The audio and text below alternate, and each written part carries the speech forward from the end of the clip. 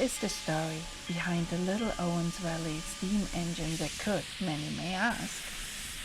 Welcome to the Carson Colorado Railway YouTube channel.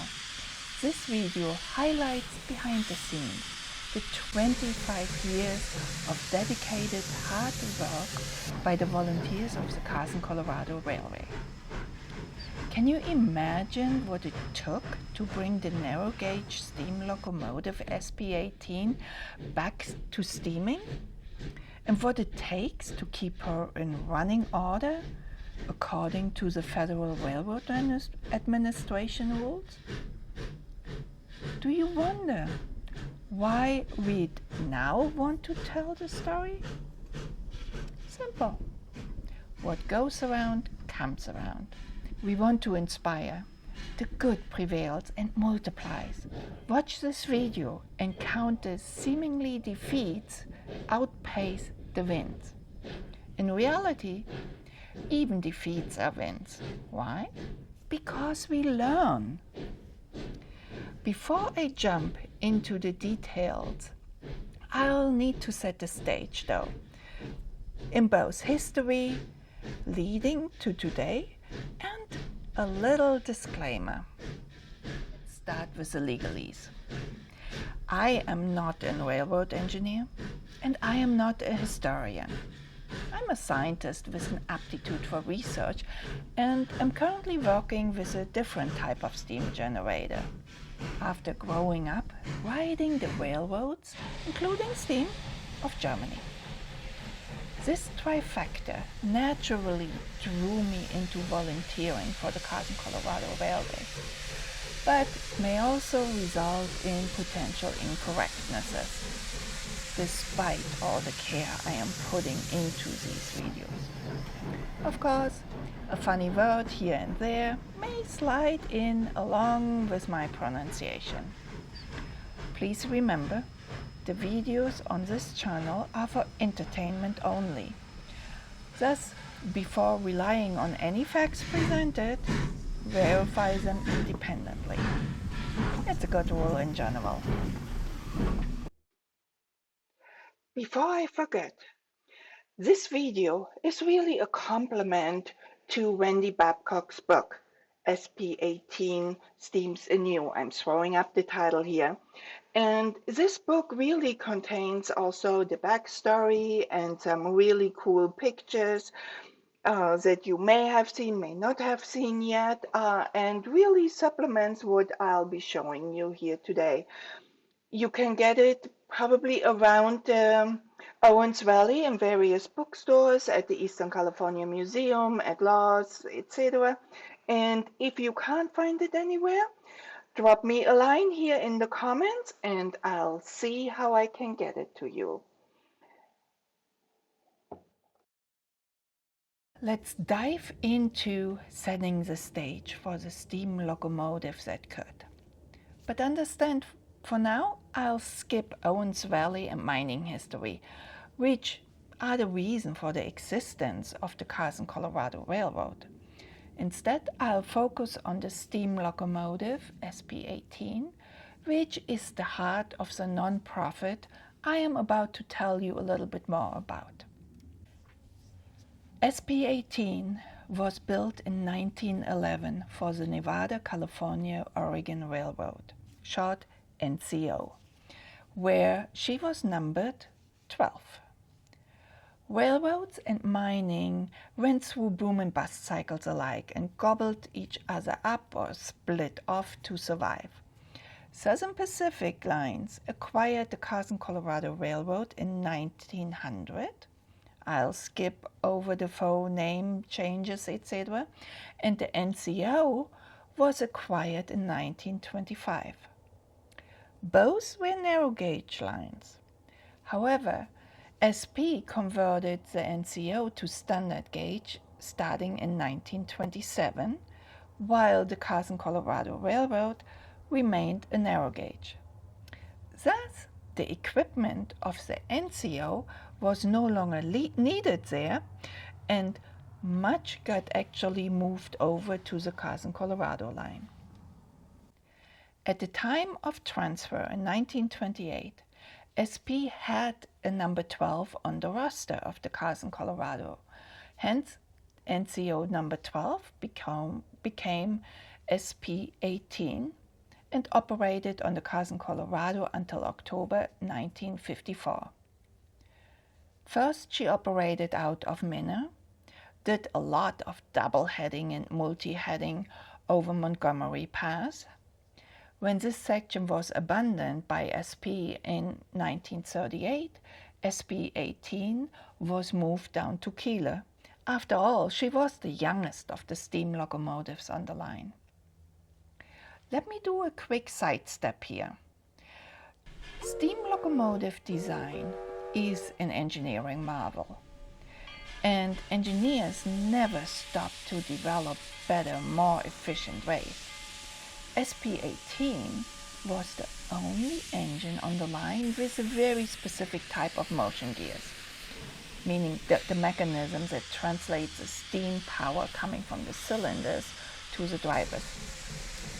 Since I am aware of my limitations, I'll try to get Randy to describe the SP-18 motion gears in another video, like the one that I captured describing him, the motion gears for SP number 9, the sister. I'll put the links in the description below. Okay, let's get back to setting the stage. In 1954, the seats for the non-profit were sewn by a woman who grew up along the Southern Pacific Railroad lines. Born in northern Nevada and raised at the Kearsarge station, Anna is said to have had a railroad rail for a spine. I so wish I could have met her. Her friend Bessie teased her in 1954 when it became clear that the diesel engines would force steam into retirement. Bessie knew how to push her friend's buttons by simply stating the obvious. We can't lose our Owens Valley railroading history. You go get us the engine. Anna did. SP-18 was donated to the county of Anew for display in Independence. In July of 1955, SP-18 arrived and was placed in Lehigh Park. Of course, there is way more to this story. It's a video in the making. On a side note, Anna also planted the seed for the Lost Railroad Museum. Many may not be aware of that. She also was behind the donation of the lost site, along with the buildings and the rolling stock. It amazes me to find and uncover in my research how seemingly little deeds grow into huge impacts. Thank you, Anna and Bessie. Getting back to SP-18. In October 54, she was retired from regular service on the last mixed narrow gauge carrier in the western U.S. In 1955, she returned to Owens Valley after receiving an overhaul and prettying up for display. Static, though, in Lehigh Park of Independence, California, along Highway 395. What do you think? How many highway travelers fell in awe with this transportation and technology relic of the past? I know my kids and I did. We stopped at the park as early as 1997, and then pretty much on a yearly basis. How about you? Did you see her in Lehigh Park slowly decaying and being pooped on? Let us know in the comments. Tell us your stories and memories. Incidentally, the year of 1997 marks the true beginning of the revival. Myron, the first president of the Carson Colorado nonprofit, could no longer stand the derelict state of this engineering marvel. He contacted the Eastern California Museum, offering his pro bono services, which were gladly accepted. The search for an unusual grease fitting brought him to Napa Dave, our current president. The two hit it off and started dreaming of her steaming once again in Owens Valley. The rest is history. Let's dive into it. On September 1st of 1999, the non-profit Carson Colorado Railway Inc. was incorporated. Members rallied around it, and the first newsletter was published in early 2000. Most of what I'm presenting here, I learned through the newsletters and, of course, talking to people. The first years were filled with arresting the engine's decay, finding ways to realize the dream of making her steam, and setting the stage by acquiring more rolling stock and land. Aside from scraping, greasing, and painting, volunteers also spread the word near and far. The supervisors of Anew County were solicited for help. Trains magazine visited, and many proposals were drafted and submitted. Membership grew, donations came in, but the years of pushing for the diligently prepared proposals caused rather delays than any reward. It must have been very frustrating. Just reading the pages and pages in the newsletters of disappointment over disappointment saddened and frustrated me by simply reading it. In 2009, the US-wide network of the Carson Colorado volunteers said, "Screw that. We can do that without grant money. We have actually a model to follow." Just a few years back, a group of volunteers in Durango, Colorado, had revived the steam locomotive by themselves. One of those Colorado volunteers, Randy, a railroad engineer and today's vice president of our nonprofit, didn't have much convincing to do. First step was taking inventory. Randy did a feasibility inspection. SP18 turned out to be a prime candidate for rehabilitation, and in 2010, volunteers literally started to strip and dismantle her, just to put her back together later. The dismantling took years. In 2012, the work on the tender had been completed, and by 2013, the Federal Railroad Administration inspectors gave the green light to put her back together. Hauling the drive wheels or drivers was an adventure, to say the least. Imagine those drivers on a trailer behind a normal truck. The trailer blew tires, springs broke and overheated, so sparks were flying. All of that in the cold. Rain, snow on the side of a freeway, and on top of it, on Valentine's weekend of 2014. Can you imagine the vibes behind those volunteers? Thank you, girls. Much appreciated. But then, as devastating as it could have turned out, even that story has a silver lining. Generous souls along the way came to help. Many thanks go to them. Your help to bring the drivers back to independence is highly appreciated. 2014 also brought some huge milestones, audible and visible. The first Hydrotest allowed the engine to whistle again for the first time after 60 years of retirement, and all of Independence heard it. And the refinished cab was installed for all to see. So tangible the progress was, nothing was stopping the volunteers from putting in many, many more hours to achieve the goal of making her steam again. 2015 Volunteers from near and far came literally every month to Independence. The race was really on. Everyone smelled the barn, often sleeping on the floor or camping in the foothills. Putting the boiler together was the focus. Hours were spent in the boiler, access through the steam dome, or the petticoat for the flue exhaust, insulating the boiler, as well as fitting new boiler sheets surrounding the insulation, rebricking the firebox, installing new air tanks. Just to list all would explode the time here completely.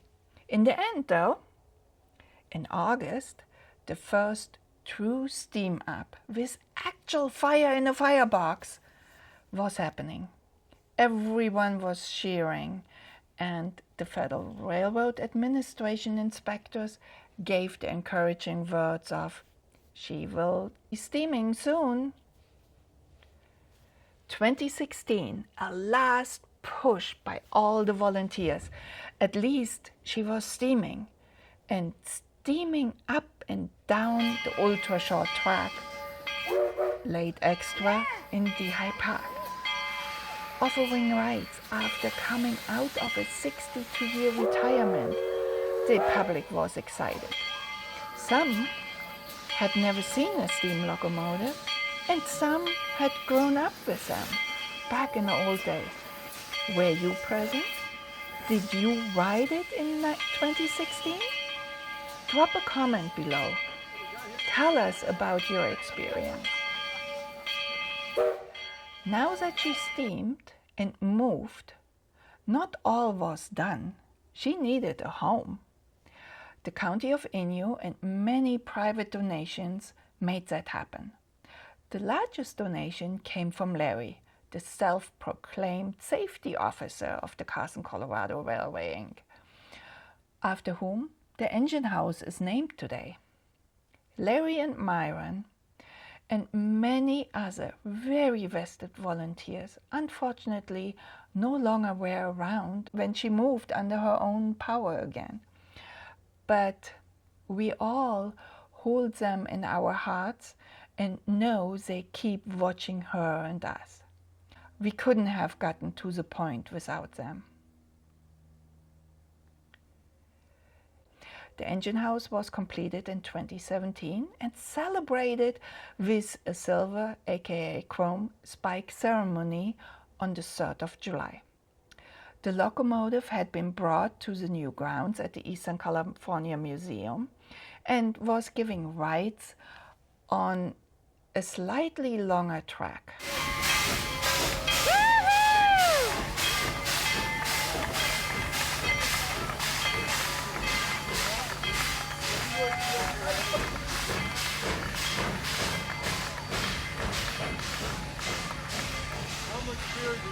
I wish we had like so much more track. I know, right?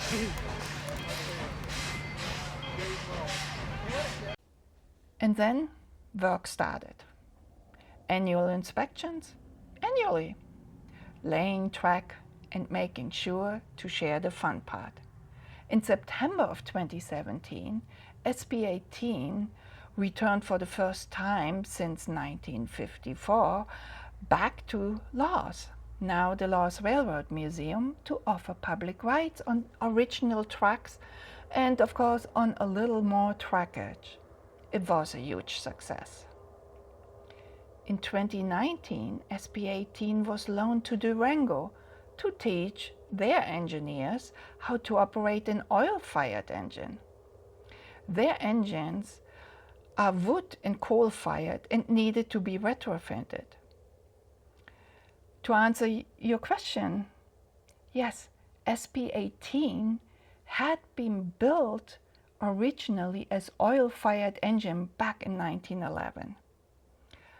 She had a good time out there in Durango, including a piston failure. Good thing Durango has all the facilities needed to keep her on track, pun intended. 2020, well, COVID even let her down, but not us. lots of track building work in fresh mountain air at adequate distance to prepare for better times. 2021 arrived and SP number 18 was invited back to Durango, this time to actually provide customer service again.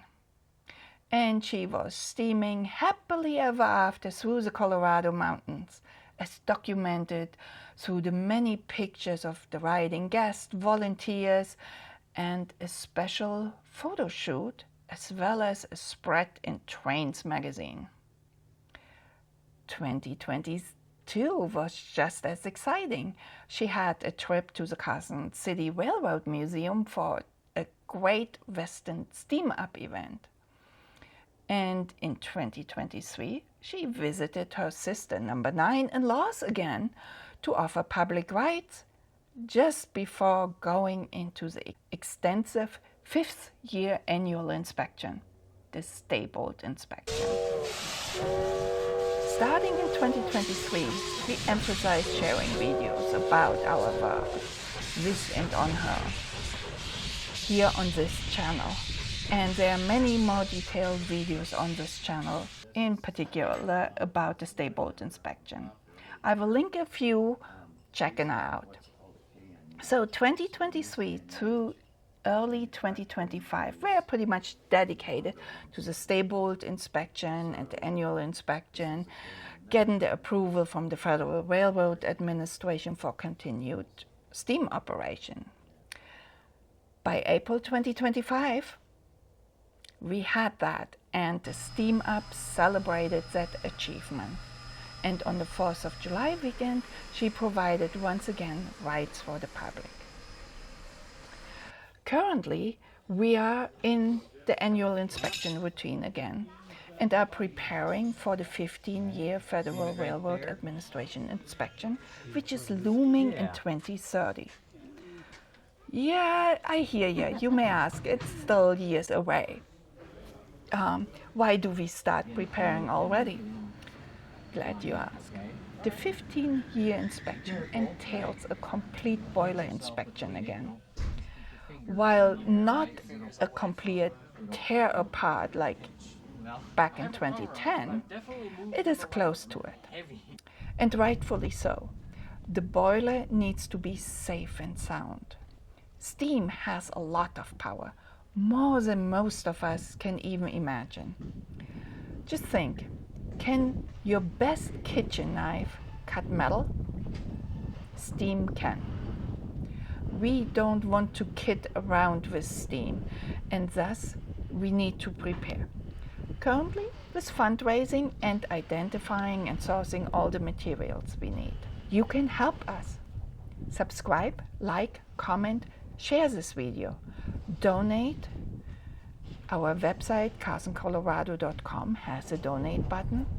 Every penny helps. We are an all-volunteer organization. Yep, we do not have any paid staff. All pennies go toward SP18 and her support. Help us to keep her steaming past 2030. Thanks for watching.